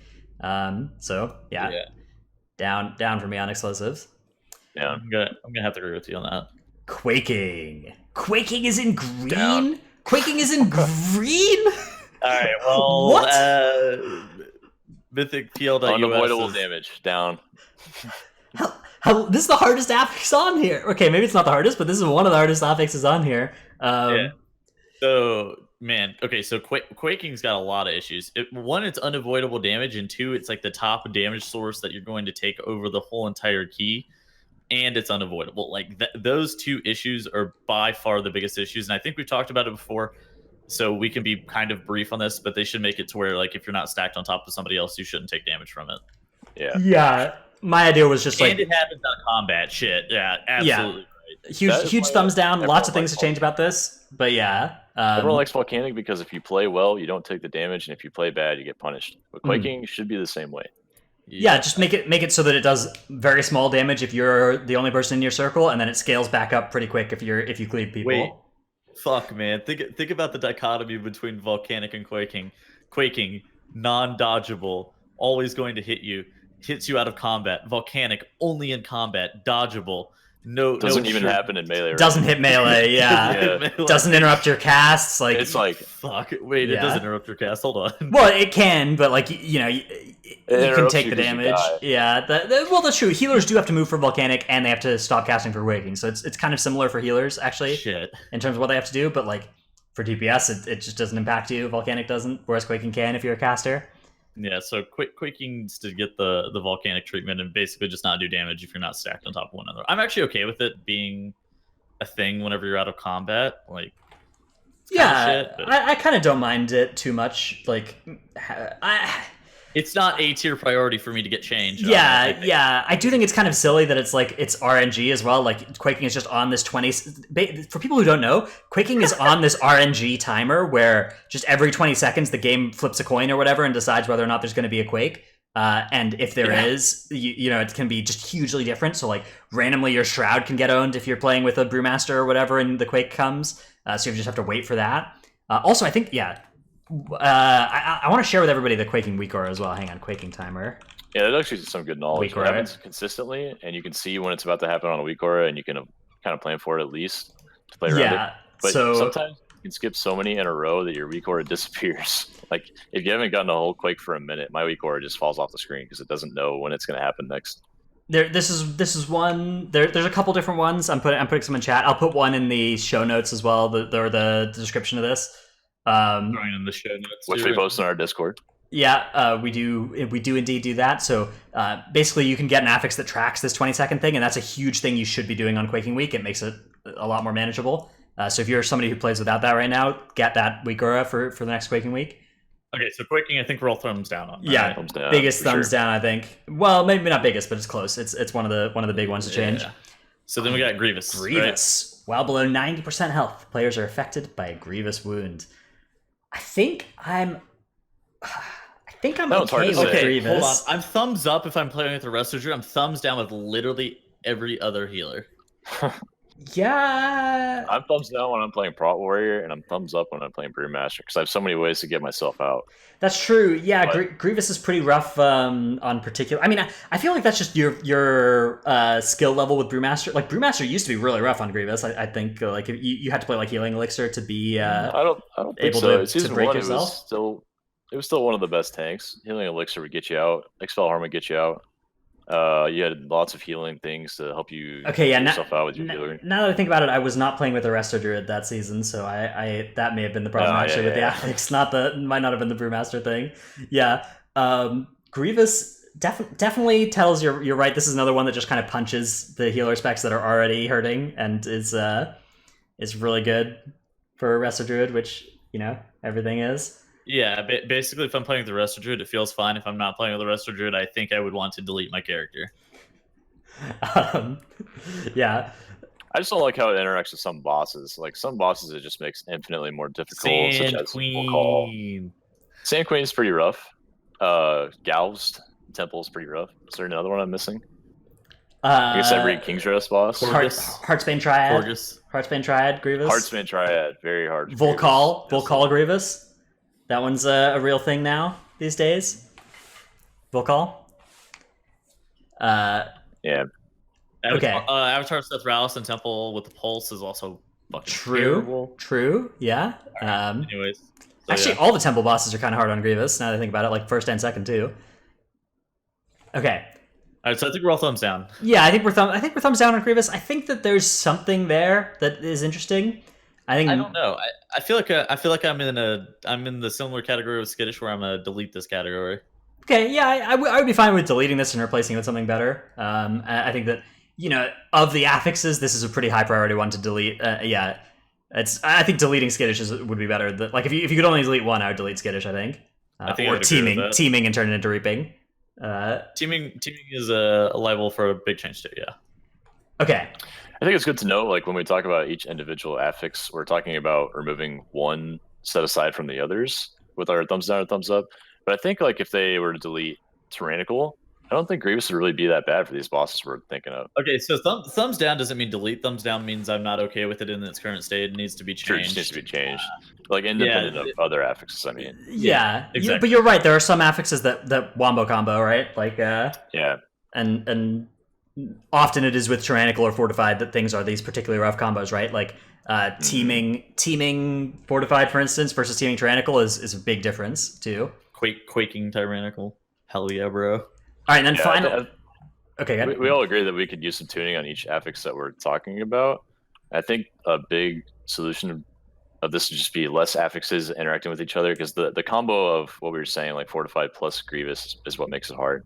So if you tune one of them or remove one, I think it'd be a lot better. Go on, Dreadnoughts. Yeah, so you're right that like there, fixing half of this would fix more than half of the problems, because a lot of the problems is the interaction, and like if there's 2 hard affixes, it's a lot worse than 1 hard affix. And right. 1 hard affix you can play around, but multiple hard affixes in the same week, like this week, and you start really having a rough time. Okay, do we want to talk a little bit about seasonal affixes and what we thought about them so far, or do we want to leave that for future times? I mean, I've actually come around. I think we can be brief on it. So I've actually kind of come around to the seasonal affixes. I'm actually pretty happy with how Tides weeks and Enchanted weeks have come full circle. Tides, it feels like it's pretty easy to get count in a lot of dungeons. It feels kind of okay to play. Enchanted, obviously the easiest for coordinated groups. You just continuously knock out the Enchanted Emissary. Void's weeks feel impossible. I think that's the short of the Guiling situation right now. Infested was kind of like this too, right? Where there were some infested patterns that were really rough on some dungeons, but at least it was like not the same week for all the dungeons. Like Void Week is rough everywhere, but it used to be that just there were like 1 week, King's Rest was closed or whatever on Infested because the like Infesteds were in the Gauntlet, and that was really rough. And then other week, that other weeks it would be Motherlode being closed because of what was infested in there. So I think that I think the Void Week is a big problem, and it is the biggest problem with Beguiling. And if you fix Voids, I think you're in good shape. Something is like just nerf Void health a little bit. Nerf the rate that it scales into higher keys, the health on Voids. Nerf or buff the amount of count they give a little bit. I think any combination of those changes would go a long way towards fixing Voids and making it a little bit more of a balanced affix. I think we're all fans of seasonal affixes, though. Overall, I think we like the change from season to season, so we can keep finding interesting gameplay. It's kind of fresh, yeah. Mm-hmm. All right, I guess that'll about do it here for our main topic. This was a fun one though. I like talking about affixes. Let's move on to our questions and answers.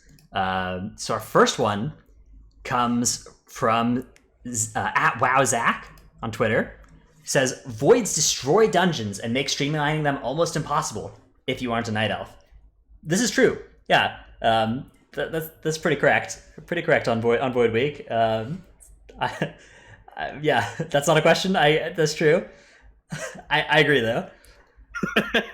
Yeah, I mean it's really rough, especially once you get into these positions where they're just with packs that are not playable too, like the Volcall Trash pack or the Tettles and JB died of the Archer Krolisk Pup pack too. Yeah. The Druid Graveyard pack. Yes. Okay. Next question. This one may actually, in fact, be a question. Comes from @SaneTweet, who I think we've had featured multiple times actually for asking good questions here.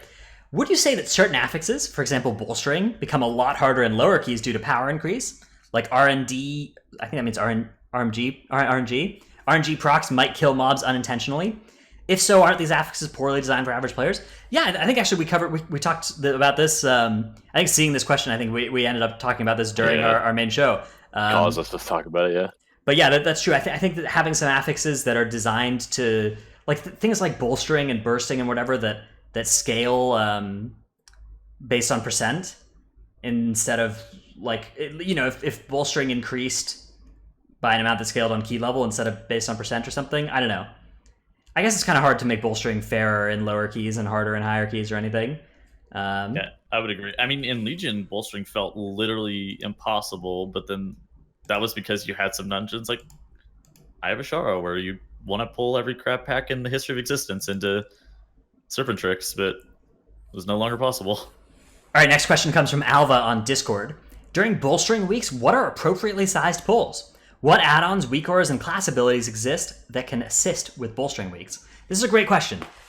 Let's start off by talking about the weak aura assistance that is available.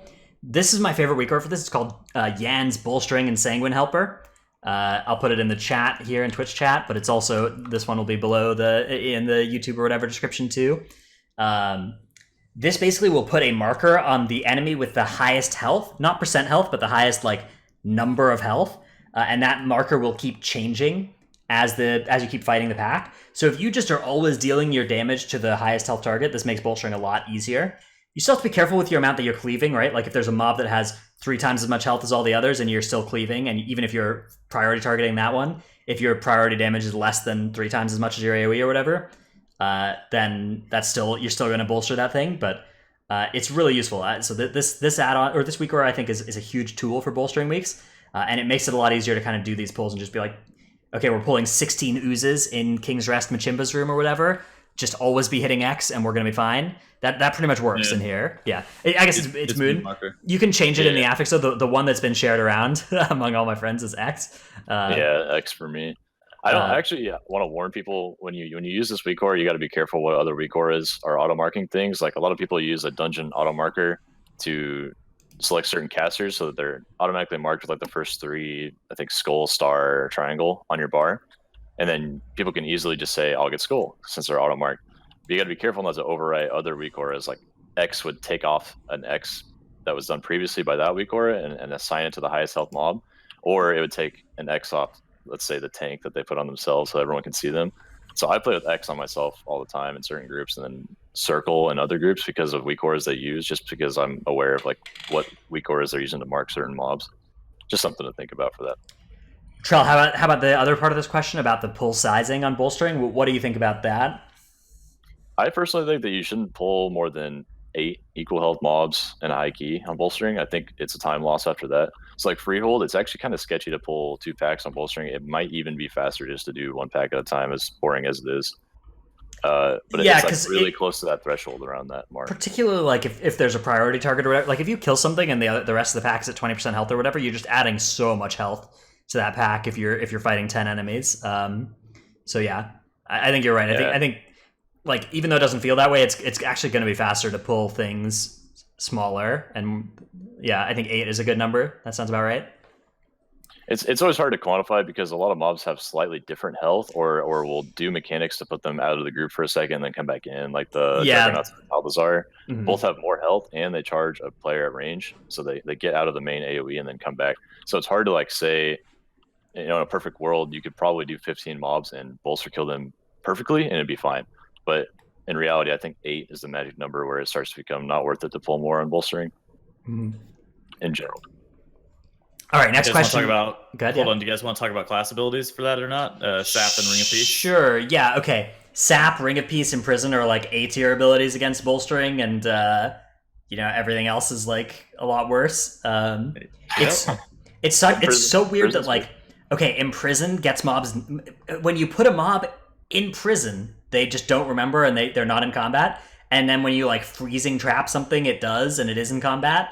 Or like you paralyze it, or you repentance it. Like I don't understand why there's a functional difference between Sap and Prison and the rest, but there should not be. Those should function the same way. That's a topic we could do sometime.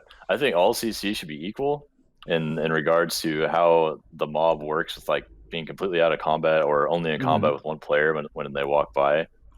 But the class fantasy, what Dratnos is talking about is when they're paralyzed or they're trapped, they can still like see and think, and so they put a person in combat, whereas if they're sapped or imprisoned, they don't. It's just awkward with how sap works because you have to be out of combat and you have to be in stealth, and the mob has to also be out of combat for you to be able to sap them. I think it's part of the issue with sap. But sap, I'm kind of fine with. I'm fine with some of the CC being special and working in a different way. I just wish it made sense and felt more consistent and like didn't change from patch to patch. Like, do you guys remember when Repentance used to be out of combat and now it just randomly is in combat? Legion, and then randomly it got changed coming in this expansion. That was weird. Yeah. So that I think needs some. I think that making it so that like mobs didn't get bolstered if they were hard CC'd before the pull started would go a long way towards fixing this. Like whatever the hard CC is, as long as they were hard CC'd before they got in combat, they don't get bolstered. I think we're in good shape with just that change. That makes sense to me too. Lovelace asks, have you addressed Trell switching to Mistweaver? We have not. Trell, what's happening? What's happening with this? Have you addressed Trell switching to Moonkin either? Yeah, Trell switching to Moonkin, to Mistweaver. What's going on? Charles is very bored this week. Charles does not want to push high keys on Void Week too much. We're probably gonna do something tonight, but just one day to keep ourselves fresh. But it's a good all week, so I've just been playing my Mistweaver and helping my friend Dad gear his DH, and I was playing Boomkin yesterday for the same thing, just having some fun doing slightly lower keys and kind of reprogressing as a alt group on 18s is somewhat fun even on Void Week. Okay, I suppose that's a reasonable response to that. All right, Cry asks, how would you feel if they changed keys so affixes weren't fixed on a given week? Like each key you get has different affixes, so there's not a dead week, but you still have dead keys, obviously. People ask this one all the time to me. I hate this idea so much. I actually hate this idea too. It sounds good, but if you've ever like gone to Tournament Realm and just had to play like different affix keys in the same day, which you know all of us I'm sure have done, it's really jarring. Like it's really hard to play different affixes in the same day. Do you guys know how at the start of each week you kind of have to like relearn the affixes of the key? And like the first time you do a bolstering key each week, you're gonna have oopsies. You're gonna have bolstering oopsies. Or your tank is kind of like it's necrotic, even though it's no longer necrotic. Yeah, or like the muscle memory just kicks in from last week. And it's in like at the start of this week, I would cue my mic and I would just say like, you know, stop for bursting, and people would stop damage. And you know that is just like you're still kind of keyed in to how to deal with each of these affixes, and they require so much change in your play that if you made it so that you had to redo these affixes, like randomly have different affixes on each of these keys, it's really hard. Like I don't think it's a hard thing for people to do in the MDI, like day of, during the MDI, playing these different maps with these different affixes. That's hard work for like that requires a lot of these brain power from the game's best players. I don't think that everybody would. I don't think anybody would like this. I think it would be really unpleasant. Yeah, I think that would. Jason was talking about in chat. It's already hard enough to get the best high keys, just because there's a 1 in 10 chance of getting the key you want. Imagine multiplying that with affixes on those keys as well. Oh yeah, that would just be a nightmare. Yeah, true. You're just like rolling a Toldagor, and you're like, okay, you know, it's volcanic, skittish, or whatever, or you know, whatever combination, whatever the best possible combination of affixes. You're just trying to Titanforge your keystone at the end of each dungeon, also. Then you get you're like finally get Toldagor, but it's Tyrannical, Grievous, Quaking, something like that. What's the worst possible Toldagor? That sounds like the worst possible Toldagor to me. Yeah. So I think that this is one of those ideas that sounds good. It sounds like a good solution to it, and I think it's a good thought. But I think it would be pretty bad in practice, actually. Like really really bad. Like I think this is like killing Mythic Plus level of bad, which Blizzard has tried and failed to do multiple times this expansion already. Okay. Any other good questions you guys have found? Or we what about keys not having a dungeon assigned to them, and then Blizzard could see the dungeons that need to work from Sacred Night 19? Okay, yeah, this is a kind of a cool idea where you just you get like a level 19 key or whatever, and you can just put it into any dungeon you want and run that. I think that this is like a little bit too much. You would just always do a couple specific dungeons, and you like. I think that it's good right now that you're kind of forced to go between dungeons, and you can't just spend a whole day in the Undercrot. That's another thing that people who haven't played on Tournament Realm won't really know about. But like, no matter how good Freehold is, just optimizing your Freehold route and only playing Freehold for 6 hours is not as fun as going between different dungeons and doing different ones. Do you feel like it would actually be like that? I feel like you would get some variety overall. You'd maybe get some, but I think that people would mostly like you know how if we have multiple temple keys or whatever, we'll do one and then we'll do the other because we're warmed up on temple, and we'll keep doing all of our keys of the of that dungeon until we got it right or whatever, until we were happy with it, until we'd rolled them into different dungeons. So I think that would be bad. I do think that there is a little bit of an area for that'll fill the space that deleting keys used to fill, where you didn't have to do all the keys in your group, right? Like, you know how at the end of the week everybody's keys are always like, okay, we've got King's Rest. Yeah, King's Rest. We got 5 King's Rest in our group now. It's time to go to King's Rest and turn these into some other keys, you know, a couple levels lower or whatever. So I think that some kind of effect where a keystone had 2 dungeons on it, for instance, and you could go to either of those 2, I think that would go a long way towards being a middle ground between being able to do anything and being hard locked to these rough dungeons and having your keys get worse over the week. So I think that that's what I would do with the system. Is I would just say dungeons have 2 keystones on them, and you could do either of those. I have a slightly varied idea, and I've thought about it a lot because I really miss deleting keystones from season 1. And every time I hear about this, I think about this idea, and that is you get a certain key out of your box each week, and that doesn't affect the general public because then they have their assigned key that they could do or find a friend's key to do instead. But then when you run that key, at the end, you get a choice between 3 random dungeons on your next key. And you just select which one you want. It doesn't have to be all 10. You can just select one of 3 that they RNG give you, and that would still have their RNG element that they love to put in the game, as well as not having the deleting key system so that people only do freehold each week, for example. Yeah, it sounds like a pretty similar thing to just having a dungeon having 2, or Keystone having 2 dungeons on it. I think you'd see a pretty similar effect. Yeah, either one would be good, honestly. To that. Okay, what would it take for Shadow Priest to be meta in M+? This is an interesting question.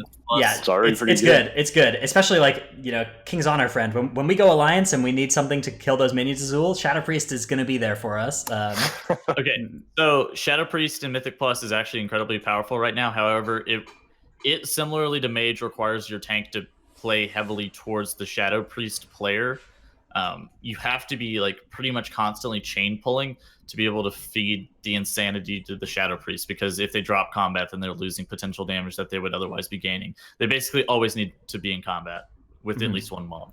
Shadow Priest is also pretty high skill cap spec in Mythic Plus, I'd say.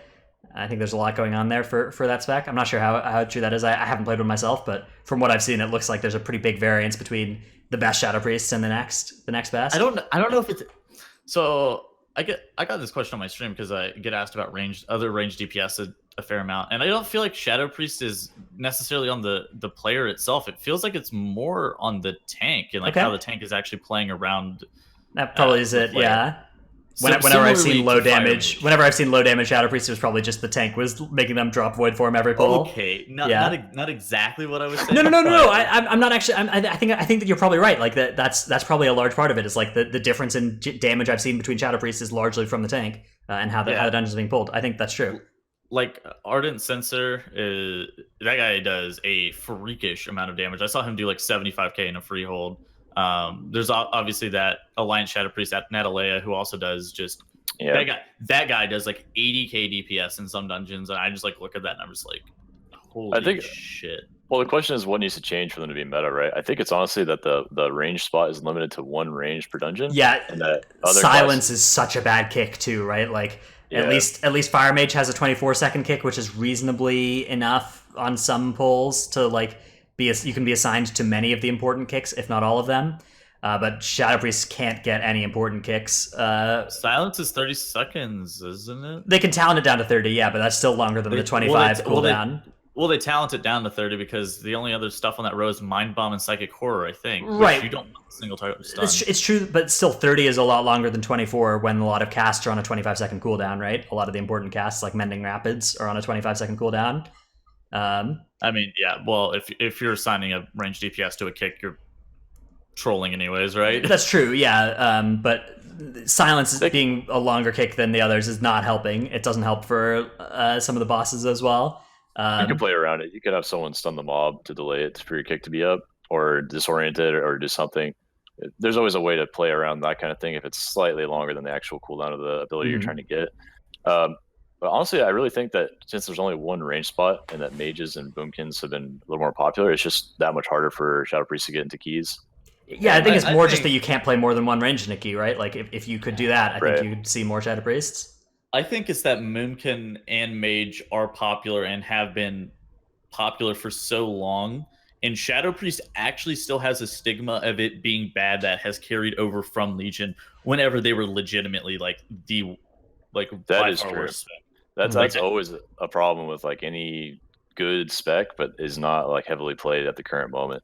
Like even in season 1 of this expansion, Brewmaster was pretty good, but nobody played it because they were also playing Blood DK from Legion, which was still strong as well. So there's no point in like trying to learn a new meta tank. And it had to be done in season 2, where both Brewmaster and DK became much worse, and Prot Warrior became a lot better for everyone to switch to Prot Warrior finally from Blood DK. Mm-hmm. Yep, that's how it always goes. Okay, got a question here from Johnny One Lung. What are your thoughts on affixes that give a boon? On either the weekly or the seasonal slot, something that gives you a power level boost instead of most affixes being negative. I think that it would be cool to have a positive affix row. I think that would be interesting. I think that also maybe a better way to do it would be to have affixes that have upside and downside. Kiss curse affixes, I think, are the term that people use to describe these.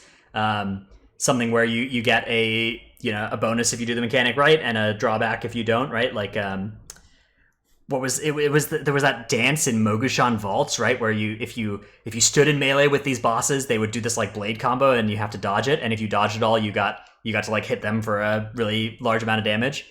Jadefire Masters, you have to face the Jadefire Masters facing the thing. Yeah, so those sorts of mechanics where it's like, okay, execute this correctly and you get a buff. Execute this poorly and you take damage. Execute this really poorly and you die. That sort of thing, I think would be pretty cool. Yeah. If there was a Queen of Shara's Decree is like the seasonal fix, you do it correctly and you get a buff. You do it incorrectly, you get silenced. Yeah. And then you miss your kick, and then your group wipes, and then you're sad. Yeah. You're talking about the repeat performance affix or whatever. I was you up a repeat performance, but yeah. All right, I think that about does it here for our question and answer segment. I think we've covered a lot of these here, although there are a bunch of good ones that we weren't able to get to. So thanks everybody for sending these ones in, and you can always talk to us in our Discord. We're pretty active there. So if we didn't answer your question on the air, join our Discord and talk to us there. We'd be happy to continue the conversation. But for now, that's going to do it for us. We'll be back next week for more Titanforge podcast. But bye, everybody. Till next time.